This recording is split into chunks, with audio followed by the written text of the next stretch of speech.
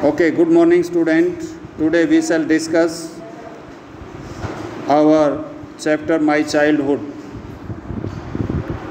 Chapter 6 related to Dr. APJ Abdul Kalam, who became our president. From a scientist, they got the highest post of our country.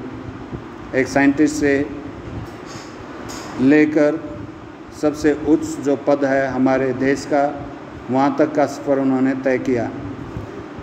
Now first question, can you think of any scientist who have also been a statements? क्या आप किसी scientist को जानते हैं जो एक statements means जो राजनीति में भी आया? तो ऐसे साइंटिस्ट थे doctor APJ Abdul Kalam, who became president of our country. Being a scientist, after being a scientist, he became president. APJ Abdul Kalam, whose projects in space and defense and nuclear technology guided India into the 21st century, became our 11th president. So they were our 11th president. हमारे 11वें राष्ट्रपति थे. And during the year of 2002 के अंदर वो president बने. तो उन्होंने scientist रहते हुए बहुत बड़े अच्छे काम किए डिफेंस के लिए, यानी जो हमारी फोर्सेस हैं उनके लिए, स्पेस के लिए, और डिफेंस में उन्होंने मिसाइल बनाई, इसलिए उनको मिसाइल मैन के नाम से भी जाना जाता है. यानी मिसाइल उन्हीं के सुपरविजन में बनी थी. नेक्स्ट है, in his autobiography wings of fire he speaks of his childhood. उनकी जो ऑटोबायोग्राफी है, biography means any book written about any individual about himself, यानी खुद की जीवनी किसी के द्वारा लिखी जाए तो उसको ऑटोबायोग्राफी बोलते हैं, और किसी व्यक्ति की जीवनी किसी दूसरे के द्वारा लिखी जाए उसको बायोग्राफी बोलते हैं. So that is difference between biography and autobiography. जो खुद अपनी जीवनी लिखे that is autobiography, and biography of a person is written by someone that is biography, and other is known as autobiography. Next, I was born into a middle class. कहता है कि मैं doctor APJ Abdul Kalam कहता है कि मैं पैदा हुआ मिडिल क्लास तमिल फैमिली में. In the island town of Rameswaram का जो आइलैंड टाउन था वहाँ पर, यानी Rameswaram is the name of a place, ये जगह का नाम है. Erstwhile Madras state. Erstwhile means former means पहले, पास्ट में. पहले इसको मैड्रास स्टेट बोला जाता था उसमें. तो मैड्रास स्टेट में जो है ये एक जगह है रामेश्वरम, जो आइलैंड टाउन है, यानी जो टापू पर बसा हुआ कस्बा है, वहाँ ये पैदा हुए. My father Zainul Abidin had neither much formal education nor much wealth. और मेरे पिताजी जिनके पास ना तो ज़्यादा शिक्षा थी और ना ही ज़्यादा धन था. डिस्पाइट दीज डिसएडवांटेजेस, इन डिसएडवांटेजेस के होते हुए भी, he possessed great innate wisdom. Innate means inborn, यानी जन्मजात.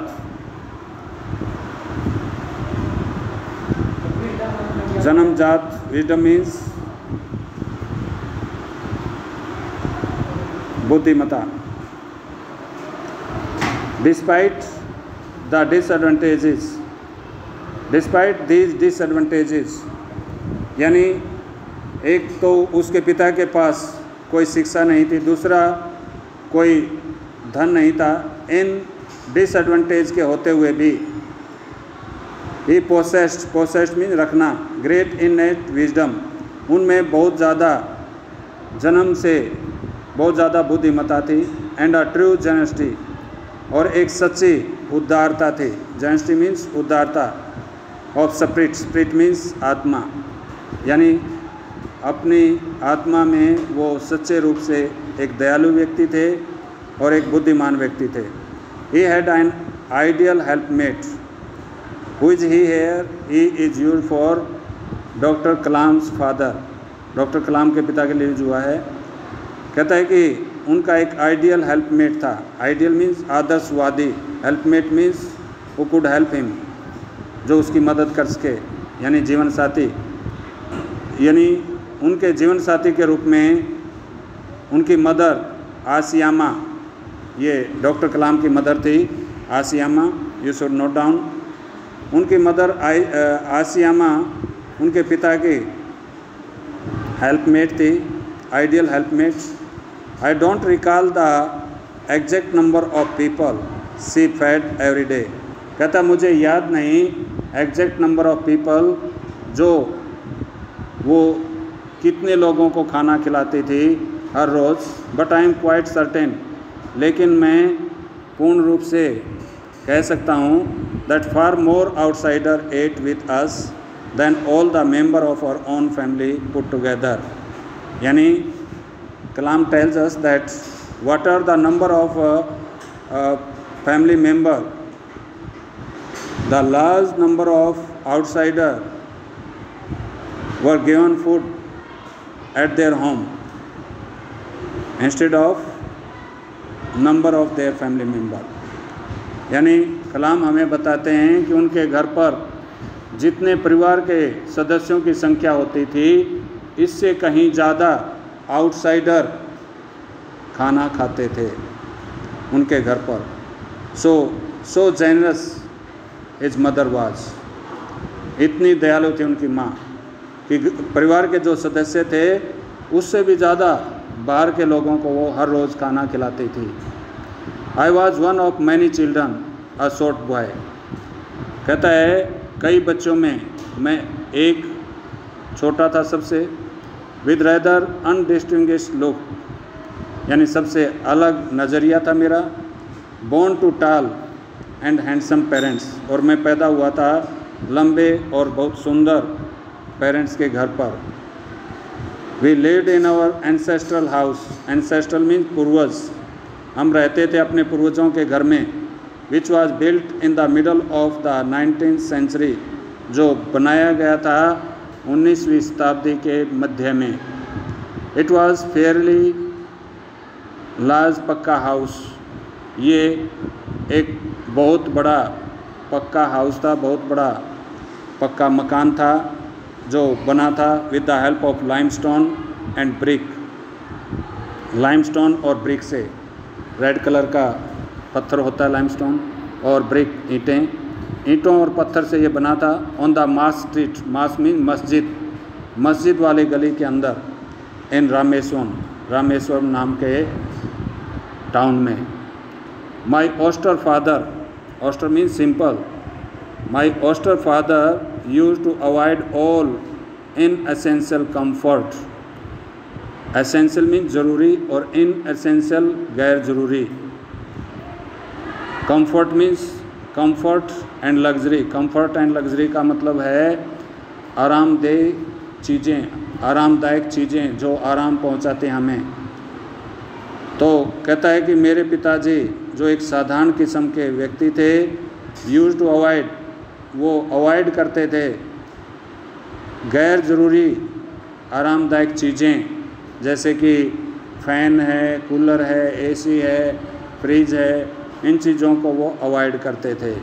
यानी पहले जो लोग थे वो simplicity, they believe in simplicity and they think that whosoever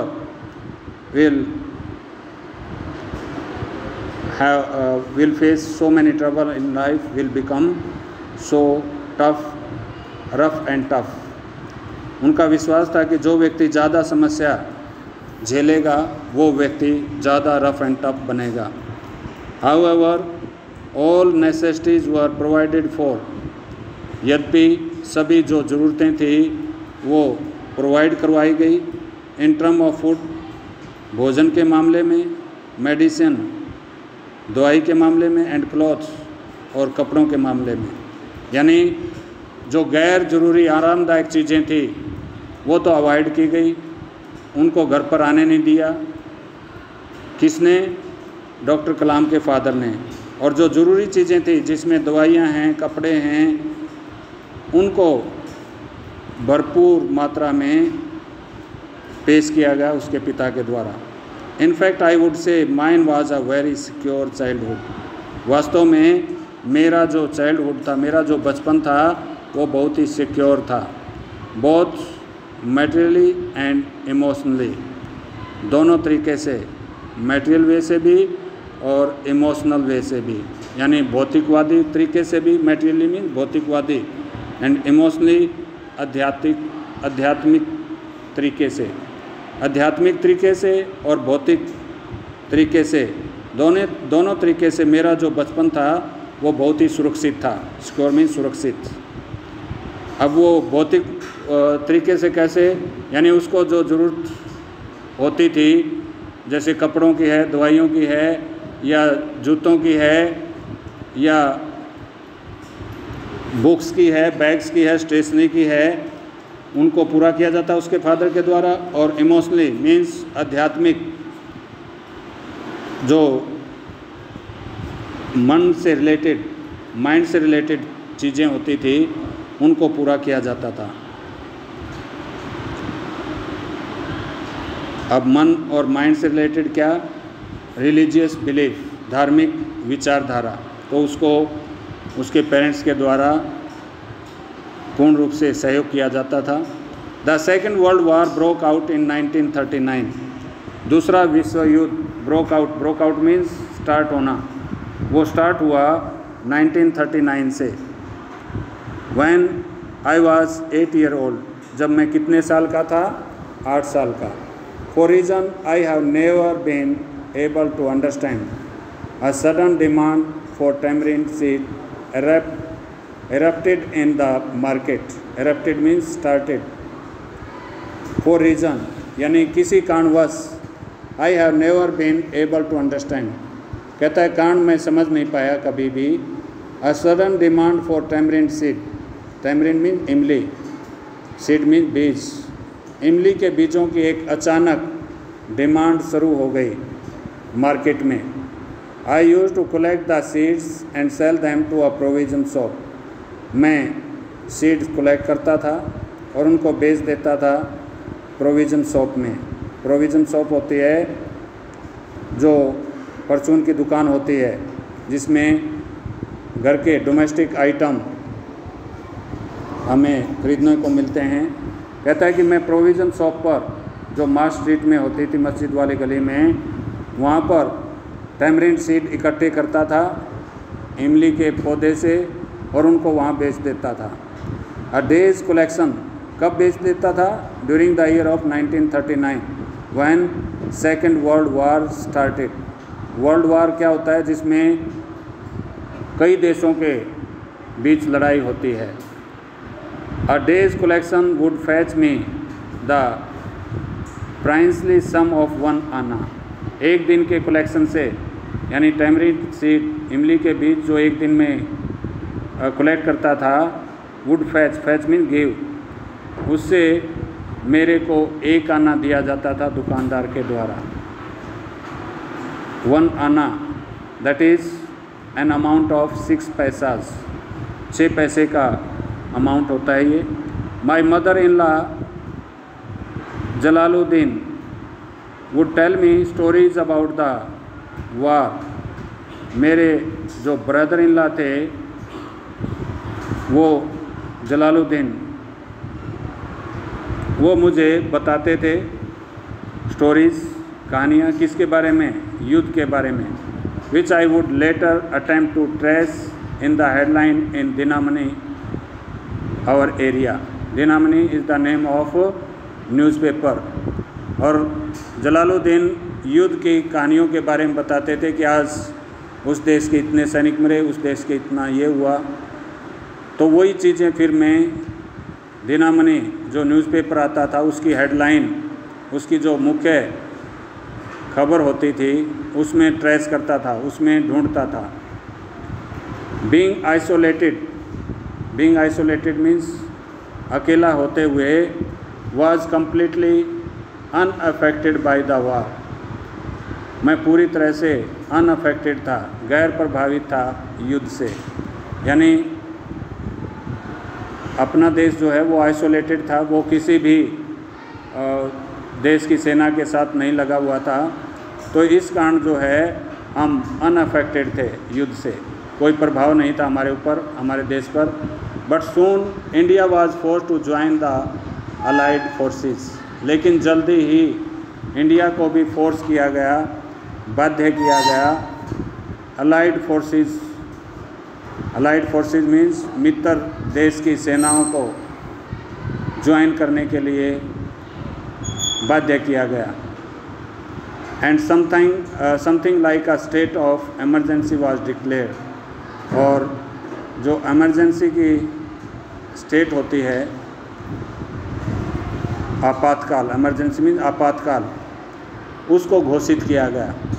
the first casualty came in the form of the suspension of the train, यानी इस आपातकाल के कारण जो पहला नुकसान उन्हें झेलना पड़ा वो ये था कि रामेश्वरम स्टेशन पर जो ट्रेन रुकती थी वो ट्रेन रुकना बंद हो गई। So till this place you will read this chapter. Next page will be discussed in next video. Okay, thank you.